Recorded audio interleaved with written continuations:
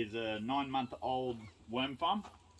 Now this is completely baked chicken manure that has been put into piles, and we have put 50,000 worms in here, and they've multiplied and they've grown through, and they're breaking down the organic matter. And what happens is, when you only have a low amount of worms, it takes longer to break down that organic matter. But here, if you come over and have a look, it'll break up what soil should actually look like. And as you can see, there should be 700 worms a square meter. So when you're breaking apart the soil, you should have 700 worms a square meter. This is definitely hitting that marker. So that just gives you how much life you need in the soil to create so much activity for plants to grow.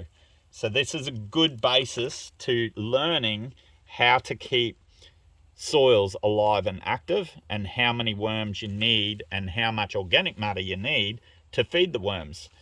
And in fact, it's not the organic matter that feeds the worms, it is the fungi and bacteria. Now, it's the fungi and bacteria, and if you come and have a look here, there you go. So all that fungi and bacteria in here is feeding these worms, and they're just going for it. And it actually doesn't smell. So the microbes and everything are turned aerobic, so it's not anaerobic anymore.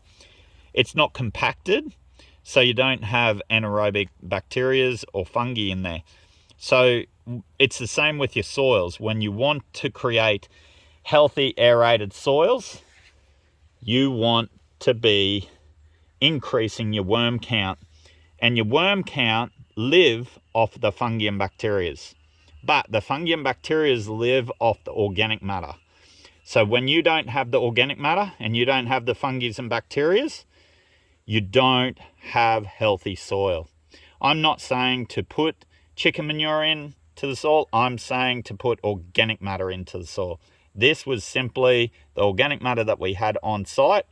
And this is basically the easiest way to create a very fast worm farm to creating worm castings. Now watch it in between, and I'll break it apart. See how quick they move? They're there a second, then they just disappear, and it's because the fungi and bacteria die in the sun. So I'm giving you pointers and tips here with soil, and to keep soils alive, you need to keep them covered. Otherwise the fungi and bacteria die, and then the worms disappear. So the worms literally don't want to be in the sun because there's no food for them there. And worms live off of fungi and bacteria live off of organic matter, and organic matter is the result of the fungi and bacteria and worms. And it's as simple as that. No matter what crop, what soil type, it all comes back to these foundations. So that's by Earth Love Global here in Australia. If you want more information or products or services, we travel Australia-wide, regenerating land effectively and efficiently. Thank you for your time. We'll be back next week with another video.